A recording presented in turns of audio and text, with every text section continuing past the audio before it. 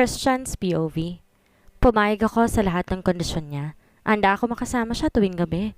Gusto ko siya makasama. God knows how much I miss her. Naging miserable yung buhay namin ni Almira. Masyado siyang obsessed at possessive. Pathetic. Nakakasakal. Walang araw na hindi kami nag-away. Hindi siya ang Almira na kilala ko.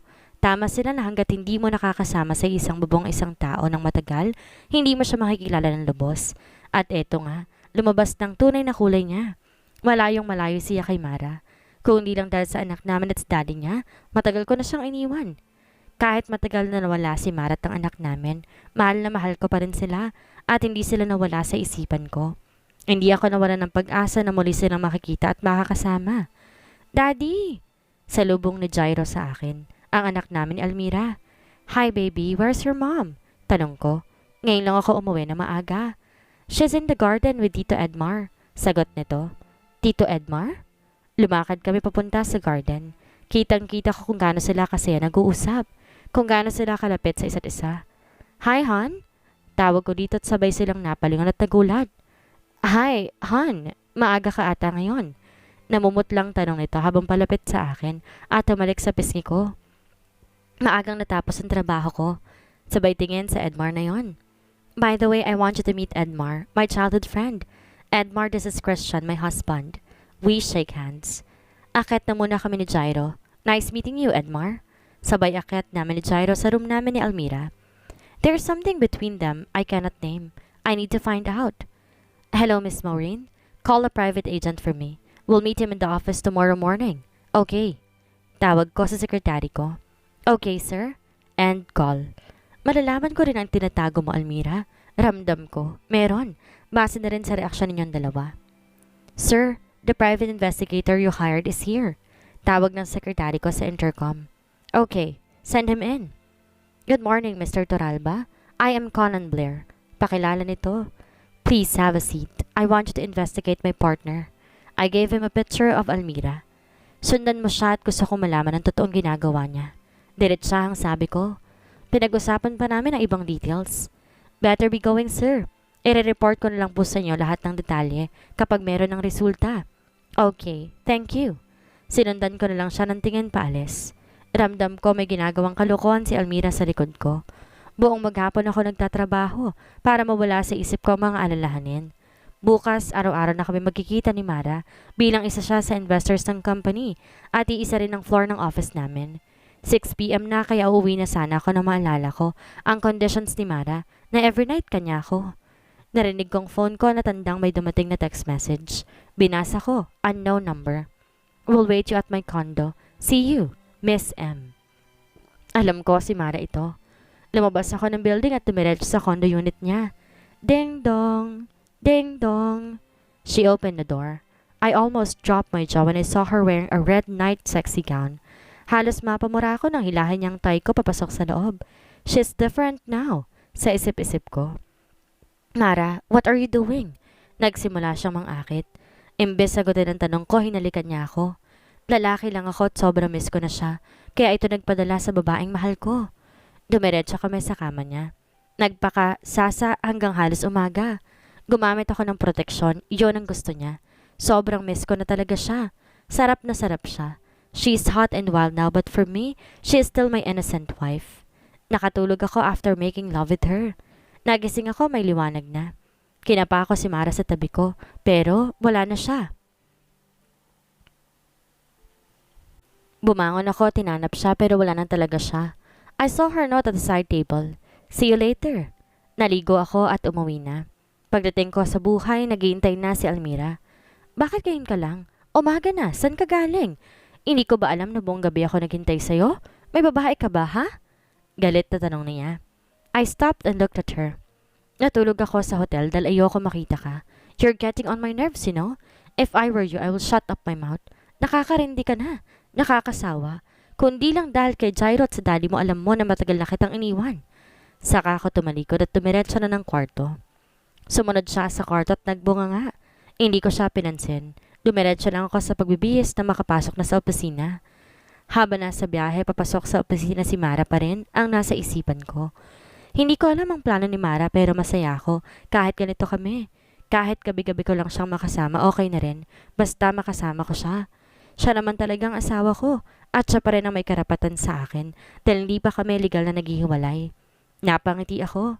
Nadatnan ko si Mara sa office ko. Napakaganda niyan talaga. Mas lalo siyang gumanda dahil sa ayos na ngayon. Hi babe, good morning. Bati ko sa kanya sa bayakap. Yumakap din siya sa akin at tumalik sa labi ko. Good morning too, babe. Ibang-iba na talaga siya. Dati naman di niya ginagawa ang ganitong bagay.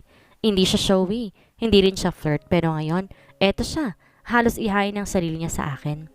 You left early. Kunwari, nagtatampo ko. Sorry, may emergency lang kasi.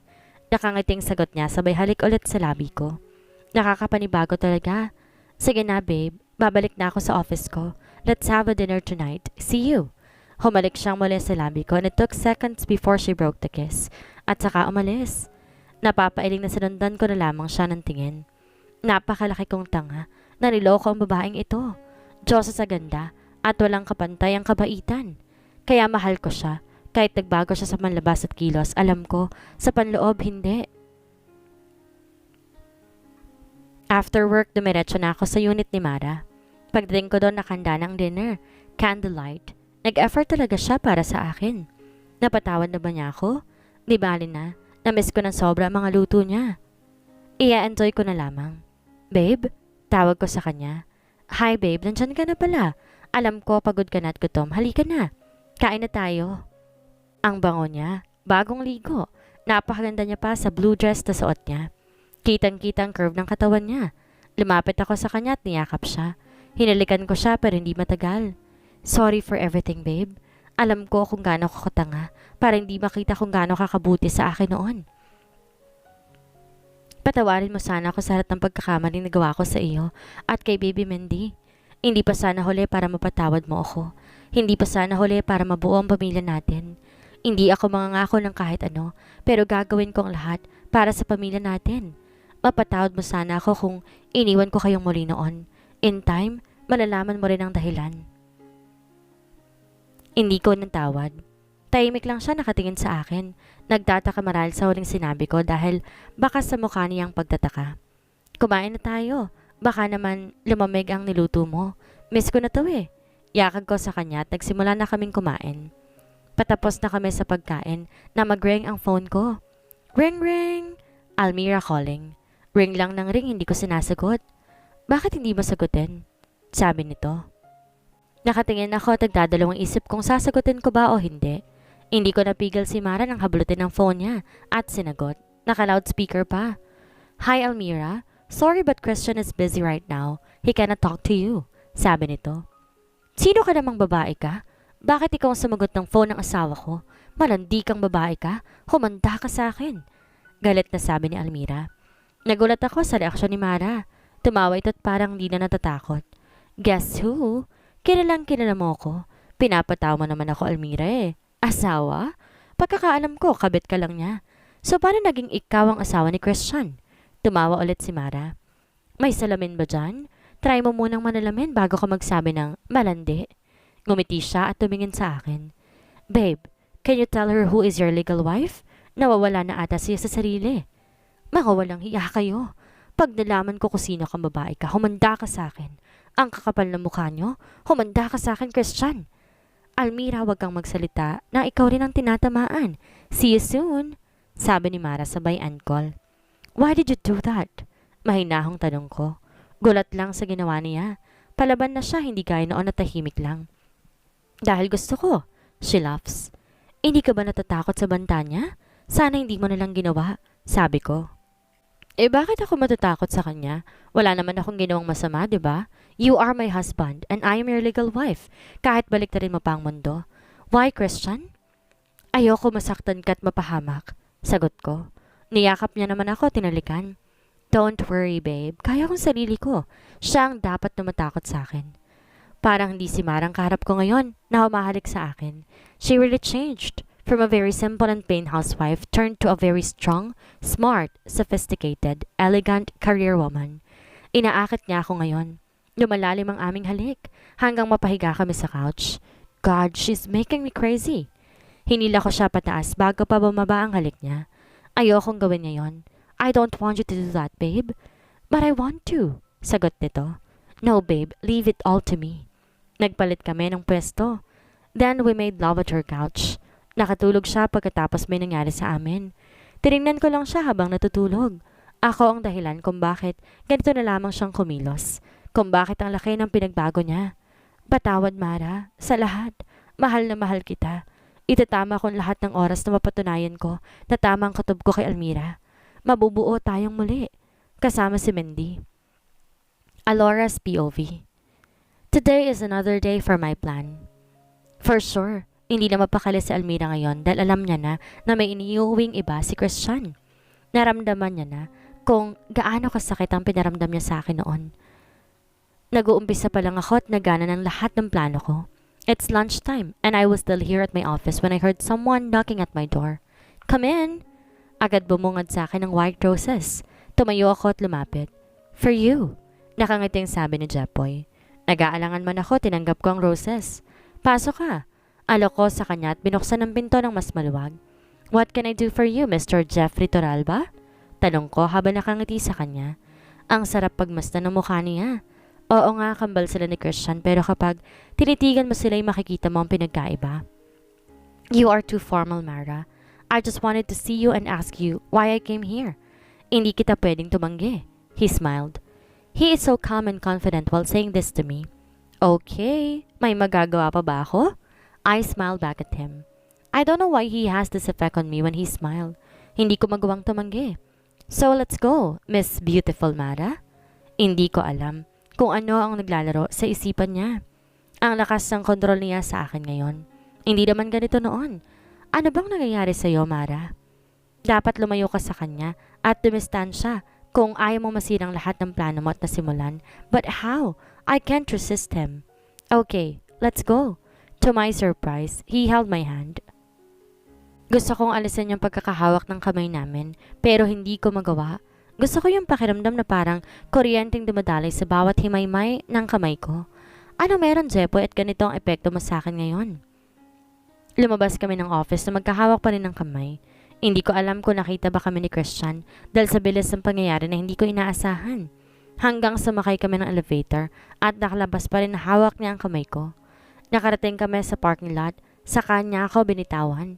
Binuksan niya ang pinto at saka pinasakay ako at saka siya sumakay. Nag-umpisan siya mag-drive at di ko alam kung saan ba kami pupunta. Mabilis akong nakatulog at namalayan ko na lamang ang pag-park ng sasakyan niya sa labas ng isang Italian restaurant. We're here, he whispered in my ear. Nakatingin pala siya sa akin at napakalapit ng mukha niya. I feel his breath brushing to my face. I like the smell of his fresh breath. It's so fresh. Yung pabango niya at amoy niya. Gusto kong matunaw. Napikit na lang ako dala na rin ng sensasyon na nararamdaman ko ngayon. Nang hinawakan niya ang mukha ko at unti-unting lumalapit ang mukha niya. Naramdaman ko na lang yung mga labi niya na lumapat sa mga labi ko. His kiss is very gentle, passionate and sweet. I love the taste of his mouth. This is our third kiss. I respond to his kisses. I don't want to end this. I love kissing him. Mara, stop. Sinisira mo lang ang plano mo. Sigaw ng isip ko pero ibang sinisigaw ng puso ko. Puso? Saka ako natauhan at napahinto. Mahal ko ba ang lalaking to? Bakit sinasabi ng puso ko na, go on, Mara? It feels so right now that I am with him. His touch and his kiss makes me crazy. Sorry. Ingi ko ng paumanhin saka lumabas ako ng sasakyan. Naramdaman ko ang paglabas niya ng sasakyan at paglapit sa akin. Don't say sorry, baby. I love it. At hindi ako nagsusorry dahil hinalikan kita. Sabi niya at niyakap ako at saka kami pumasok sa loob ng restaurant. Tahimik lang kaming kumakain habang siya'y ramdam ko ang pagtingin-tingin sa akin. Nakakailang, pero gusto ko yung atensyon na nakukuha ko mula sa kanya. Hanggang natapos akong kumain ang awkward pa rin para sa akin. Punta lang ako sa powder room, Jepoy. He nods. Pagbalik ko na iserve ng dessert. I don't know if makakakain pa ako. Ang dami mong order. Nakangiti na ako sa kanya. Dapat ubusin mo yan dahil masyado ka nagpapagutom sa trabaho. Dapat kumakain ka ng tama at sa oras dahil magkakasakit ka sa ginagawa mo. Nakangiti rin siya habang sinasabi yan. Napatulala lang ako sa kanya. Ang layo talaga ng ugali nila ni Christian. Napaka maalalahanin ni Jepoy. Ngayon ko lang naramdaman yun ulit na ganito na merong umaalala sa akin. Magkaiba talaga sila kahit nakambal. Napakabait ni Jepoy. Nakaramdam ako ng hilo pagkatapos kong inumin ng juice. Mara, are you okay? Tanong nito. Yes, I'm fine. Pagkasabi ko no'y nagdilim ang paningin. Kinapa akong side table at nakapa akong lampshade sa binuksan. Tama ako. Nasa ibang kwarto ko. Hindi ako nananaginip lang. Nasaan ako? Tanong ng isip ko. Lumakad ako papunta sana sa pinto nang mapansin ko na may lalaki nakatayo sa may veranda ng kwarto. Umiinom. Kilala ko ang lalaking yon. Jepoy! Mahinang tawag ko. Tumingin siya sa direksyon ko. Gising ka na pala, Mara. Sabi nito. Nasaan ako? Bakit mo ginawa sa akin to? Alam ko may nilagay siya sa inumin ko, kaya nahilo ko't nawalan ng malay. Sorry, Mara. Yun lang alam kong paraan para pigilan ka sa mga plano mo. Alam ko bumalik ka para paghigantihan si Christian. Alam ko ng plano mo. Huwag mo nang pahirapan pang sarili mo. Masasaktan ka rin at hindi ka magiging masaya sa ginagawa mo. Puno ng emosyon si Jepoy. Kita ko sa mga mata niya. I love you, Mara. I love you so much. Kapag nasasaktan ka, masigit ako. Kaya itigil mo na to. Hindi na kita papakawalan. Patuloy pa nito. Tahimik lamang akong nakatulala sa kanya. Mahal ako ni Jepoy. Jepoy, alam mo. Mali at kahit ano pang sabihin mo, hindi mo na mababago pa ang isip ko. Buo na ang desisyon ko. Puro na determinasyon na sabi ko. Why, Mara? Masaya ka ba na maghihigante? Ayaw mo bang mabuhay na lang ng tahimik kasama si Mendy? Bakas ang galit sa boses niya. Mahalaga ka, Jepoy. Sigaw ng puso ko pero hindi magawang ibuka ang bibig ko para magsalita. Tumalikod ako para hindi niya makita sa mga mata ko ang sari-saring emosyon na naramdaman ko. Hindi ko maintindihan kung bakit ganito na lang ang epekto niya sa akin. Hindi naman dating ganito. Ihatid mo na ako, Jepoy. Malamig pa ang boses na sabi ko. No, Mara. Kung kinakailangan dito tayo habang buhay, gagawin ko. Mailayo lang kita sa lahat ng sakit. Ayoko mapahamak at masaktan, kaya ako to ginagawa at sana maintindihan mo. Malamig na tugon nito. Aalis ako kung hindi mo ako ihahatid. Sagot ko. Hindi ka makakaalis dito, Mara. Malamig na sagot din niya. Mabilis akong lumabas ng kwarto at saka hinanap ang palabas sa lugar na iyon. Ayoko magpa-apekto sa presensya niya. Kailangan ituloy ko ang plano ko. Magiging masaya lang ako kung mapaparanas ko sa kanila lahat ng sakit na pinalanas nila sa amin ng anak ko. Lumakad ako ng lumakad ngunit wala akong makita kundi dagat, buhangin, mga puno. Sa isang isla ako dinala ni Jepoy. Nawalan ng lakas ang mga tuhod ko sa kawalan ng pag-asa. Napaiyak na lamang ako. Nais ko talagang makapaghiganti sa ginawa ni Christian sa akin at sa anak namin. Gusto kong maranasan niya at maramdaman kung gaano kasakit lahat-lahat. Sa kabilang banda, alam kong tama sa Jepoy pero mas nanaig sa akin ang galit at nais makaganti. Pagod na ako sa nararamdaman kong galit pero ito talaga ang gusto kong gawin. Alam ko, ito makapagpapasaya sa akin. Lumakad ako pabalik sa kinaroroonan ni Jepoy. Makikiusap ako. Makalipas sa mahabang oras ng paglalakad, nakarating din ako. Habang papalapit, narinig kong may kausap sa Jepoy. Ako nang bahala kay Mara. Mahal ko siya at handa akong gawin ang lahat para sa kanya. Itutuwid ko ang daang tinatahak niya, sabi nito. Huwag kang mag-alala. Hindi ko sila pababayaan. Sinong kausap niya? Labis ako nagtataka sa mga narinig ko. Huwag kang mag-alala, mapapatawad ka rin niya. Hindi pa naman huli ang lahat. Tutulungan kita, bro. Sabi pa nito. Si Christian ang kausap niya.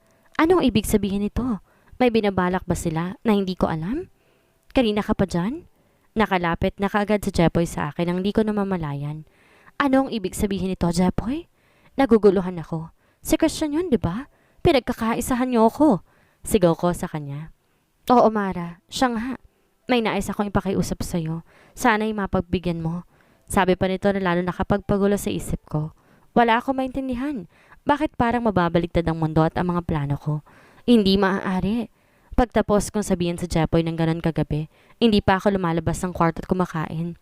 Wala ako nararamdamang gutom dahil sa sobrang naguguluhan ng isip ko sa lahat ng mga narinig ko at sa mga sinabi ni Jepoy. Hindi ko maintindihan pero iba ang nararamdaman ko. May nangyayari na hindi ko alam. Dapat malaman ko kung ano man iyon. Kumakatok na naman si Jepoy sa kwarto. Paanim na balik na niya simula kanina. Malagliwanag. Mara, please, kausapin mo naman ako. Galit ako, naguguluhan. Patuloy pa rin siya sa pagkatok. Mara, please, trust me. Lahat ng ginagawa ko'y para sa'yo. Ayoko masaktan ka at magsisi. Ayoko masirang buhay mo kaya gusto kong ilayo ka sa maling gawa. Kahit ano pang sabihin mo, Jepoy, buo ng plano ko. Hindi na mababago kung ano pa man yung plano ninyo. Iuwi mo na ako. Di nakatiis sa sagot ko. Yan ba talaga ang gusto mo? Wala ba talaga akong halaga sa'yo? Baliwala lang ba talaga ako? Ramdam ko ang hinanakit sa mga sinabi niya pero kailangan kong baliwalain siya at ang kakaibang nararamdaman ko para sa kanya. Iuwi mo na ako. Yun lang ang gusto ko at walang emosyong sagot ko. Kung yun talaga ang gusto mo, Mara, sige. Hahayaan kita pero lagi ako nakabantay sa'yo. Sana dumating ang oras na pakinggan mo naman ang paliwanag ko. Huwag kang magpabulag sa galit. Mahal na kita at lagi mong tatandaan yan. Hihintayin kita sa labas at ihahatid na kita. Emosyonal pa rin na sabi niya. Labis na ako naapektan sa mga sinasabi niya. Mahal ko na nga ba talaga siya? Buong biyahe kaming tahimik, walang imikan. Kahit tumingin sa kanya, hindi ko magawa. Kita ko sa sulok ng mata ko ang pagsulyap-sulyap niya. Hanggang makauwi ako, hindi ko na siya pinansin. Diretso lang ako sa loob ng di lumilingon. Bakit nasasaktan ako sa pamabaliwala ko sa kanya? Ano ang plano nila laban sa akin? Ano ang hindi ko alam? Anong ipapaliwanag niya? Ano ang pagsisisihan ko? Gulong-gulo ang isip ko. Wala ako maintindihan sa sinabi niya na magpapaliwanag siya. Anong meron? Simula na nakauwi ako, nakailang text message at tawag sa Jepoy. Pero kahit isa wala akong isinagot. Tuloy pa rin ang plano. Hi babe, na-surprise ba kita? Surprise ako kay Christian sa pinto ng kondo niya. Niluwagan niya ang pagkakabukas ng pinto. Sign na pumasok na ako sa loob. I miss you a lot, babe. Mabilis na yakap niya sa akin. Sobrang higpit ng yakap niya na para bang mawawala ako oras sa bitawan siya. Babe, sobrang higpit naman ng yakap mo. Hindi naman ako mawawala eh. Nakangiti ang biro ko. Doon ko lang napagmasdan ang gwapo niyang mukha. Namumutla siya, nanlalalim ang mga mata, namayat at mukhang may sakit. Babe, hindi naman tayo matagal di nagkita. Bakit ang bilis mo yatang namayad? May sakit ka ba na hindi ko alam? Bigla akong kinabahan at napuno ng pag-aalala at awa sa lalaking kaharap ko. Wala ito babe, pagod lang sa trabaho. Iwas niya sa tanong ko. Pero niwala ko na lang ang sarili ko sa sinabi niya. Isiniksik ko sa utak ko kung bakit ako nandito dahil maghihiganti ako at walang puwang ang salitang awa. Okay, anyway, can we go out? Paglalambing ko. Sure babe, anywhere you want. Sang-ayon ito. Lumabas kami ng building. Halatang hanggang nakarating kami sa parking area kung nasa ng kotse niya. Mabilis ang pangyayari at bigla na lang may humila ng buhok ko. Baka walang hiya kayo? Akala niyo siguro hindi ko alam ang panlolokong ginagawa ninyo behind my back. Sigaw at galit na sabi ni Almira. Gumanti ako, tinila ko din ang buhok niya. So now you know the feeling of being betrayed. Kulang pa yan, Almira, dahil mas masakit pa dyan ang ipaparamdam ko sa'yo. Habang naaawat si Christian. Umiiyak si Almira pero lalong nagagalit. Ingrata ka. Malandi. Asawa ko inaagaw mo. Asawa mo? Huwag ka nga magpatawa, Almira. Pakinggan mo ang sarili mo. I am still his wife. His first legal wife. Sabay sampal sa magkabila niyang pisngi. Magising ka sa katotohanan na ayaw na sa'yo ni Christian. Tumawa ko ng parang baliw saka sumakay sa kotse. Hawak ng guard sa nag-hysterical na si Almira, while Christian is driving the car away from this building. Nakikita ko ang panghihina niya, dahil marahin ng pag-awat niya sa amin ni Almira. Tinawagan niya siguro ang guards para umawad. Babe, are you okay? Tanong ko. Putlang-putlang itsura niya. Gusto mo dumaan muna tayo sa ospital kasi mukhang hindi ka okay sa nakikita ko eh. Wag na, okay na ako. Nauutal na sagot pa nito na lalong nagpaduda sa akin. Halatang may itinatago si Christian na dapat kong malaman. Dahil sa nangyari sa amin ni Almira, nais ko lalong maghiganti. Nanumbalik lahat ng galit at sakit na ipinaranas silang dalawa sa akin. Ngayon unti-unti ko nang mapaparamdam sa kanila iyon. Kahit hindi maganda ang nangyari sa amin ay may parking lot, tuloy pa rin naman namin ni Christian ang date namin ng araw na yon dahil gusto ko sumunod na lamang sa kanya. Off ko ngayon dahil gusto ko muna mag-isip ng mga bagay na gumugulo sa akin. Pinagmasdan kong langit habang nakahiga sa buhanginan. Pumasok sa isip ko ang itsura ni Chairman. Hindi na gaya ng dati. Malaki ang pinagbago niya. Parang merong sakit. Buo pa ang loob ko na ituloy ang plano. Isa lang naman ang gusto ko. Makagande kay Almira at Christian sa lahat ng kasaranang ginawa nila sa akin at sa anak ko. Gusto kong maranasan nilang lahat na naranasan namin. Ngayong gabi ko itutuloy ang plano ko kay Almira. Dito mismo sa rest house. Sisiguraduhin kong masisira ang bait niya sa gagawin ko. Nakaset up na ang lahat. Oras na para simulan ko ang plano.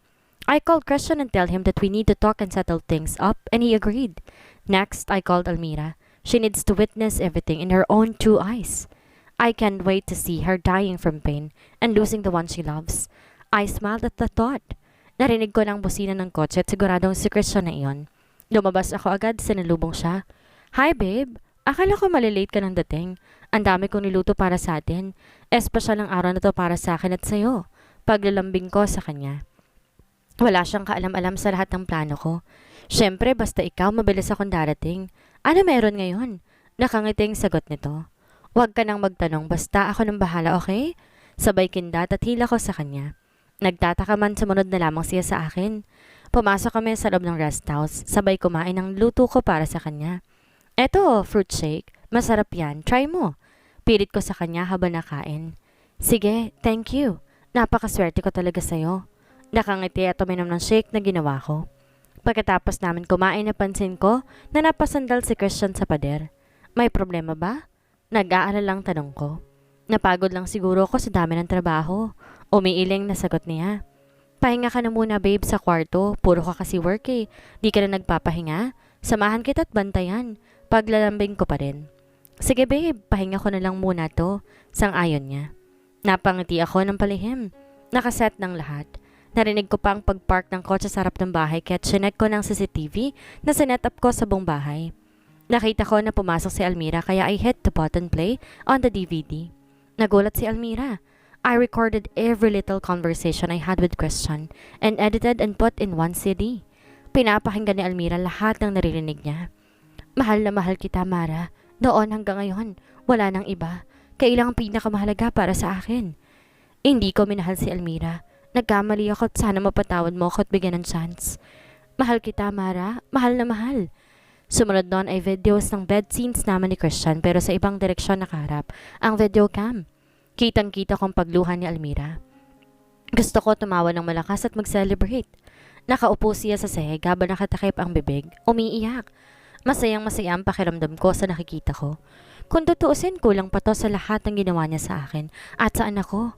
Nagwala si Almira habang tulog na tulog pa rin si Christian sa kwarto. I don't care about the things she broke. Mara, nasan ka? Galit na sigaw niya. Nakita ko umakyat na siya rito. Pumunta na ako sa pwesto ko. Sa tabi ng natutulog na si Christian, nakahubad. Hinabad ko na rin ang robe ko at nahiga sa tabi niya. Di nagtagal naramdaman kong pagpihit sa doorknob. Sinadya kong hindi nakalak para madali siya makapasok. Nagmulat ako ng mga mata at nakita ang mukha niya habang hawak ang dibdib at umiiyak. Maligaya ako sa nakikita ko sa kanya. Sira na nga sigurong ulo ko dahil masayang-masaya ako sa paghihirap ng iba. Pero hindi lubos ang saya ko dahil kay Amira pa lang to, wala pa kay Christian. Sumugod si Almira sa amin ni Christian. Alerto naman ako kaya hindi niya ako nagawang hampasin ng vase. Nabasag sa sahig ang vase at doon na nagasing si Christian. Pinagbabasag ni Almira lahat ng mahawakan niya. Ako nakatayo at nakatingin sa kanya. Nakaharang si Christian sa akin halatang gulat na gulat sa mga nangyayari. Nakangiti ako habang pinagmamasdan si Almira. Bakit yung ginawa sa akin ng ganito? Minahal kita, Christian, at ginawa kong lahat para sa'yo, pero bakit hindi mo ako nagawang mahalin ng totoo? Ganun ba ako kahirap mahalin? Ganun ba ako kasama sa paningin mo? Lumuhod sa harap ni Christian si Almira. Huwag mo akong iiwan, Christian. Parang awa mo na. Hindi ko kayang mawala ka sa akin. Pag ba makaawa nito? Pasensya ka na, Almira. Oo, naging tanga ako noon at hindi nakita kung gaano ko kaswerte at asawa ko si Mara. Pero natauhan na ako sa lahat at handa na ako ipaglaban siya. Hindi na ako natatakot sa pamilya mo at sa mga banta niyo sa buhay ko. Kay Mara at Mindy. Handa ako silang ipaglaban kahit ikamatay ko pa. Matapang na sagot ni Christian. Anong sinasabi ni Christian? Nagtatakang napatin ako sa kanya. Sorry Mara, hindi ko nasabi sa iyong lahat. Mahabang paliwanag pero saka na natin pag-usapan. Almira, tanggapin na lang natin na hindi na may babalik ang noon. Tanggapin mo na lang na si Mara at ang anak namin ang mahal ko at sila ang buhay ko. Alam ko na rin ang lahat tungkol sa iyo at sa lalaki mo. Nagugulat ako sa mga sinasabi ni Christian. Wala akong ideya sa lahat. No, Christian, hindi ako papayag. Akin ka. Kung hindi ka magiging akin, hindi ka rin mapupunta sa kanya. Nilabas ni Almira ang baril sa bag niya at tinutok sa akin at kay Christian. Almira, tama na. Huwag mong gawin to. Tanggapin mo na lang ang lahat. Pagpapaintindi ni Christian. Wala akong pakialam sa sinasabi mo. Magsama-sama na kayong lahat sa impyerno. Sabi ni Almira habang umiiyak at tumahalakak na parang baliw. Please, Almira, don't do this. Pagsasumama ni Christian pero mabilis na iputok ni Almira ang baril kay Christian. Bumagsak sa sahig si Christian. Sakto nating ng mga polis tumakbo si Almira para tumakas. Christian, please hold on. Halo-halong emosyon na sabi ko. Kahit nakikita ko maraming dugo ang lumalabas, ay hindi ko magawang maging masaya. Mara, sorry. Mapatawad mo sana ako sa lahat. Hirap nang sabi nito. Huwag ka na magsalita. Just hold on, okay? Sabi ko. Pumasok ang mga polis at rescue team. Planado kong lahat. Tumakas si Almira pero nahuli din. At si Christian, 50-50 na. Ano kaya ang mangyayari? Ngayong nanganganib ang buhay ni Christian. Matauhan na kaya si Mara sa tunay na dahilan ng pag-iwan sa kanila ni Christian noon? Yan ang ating aalamin sa susunod nating kabanata.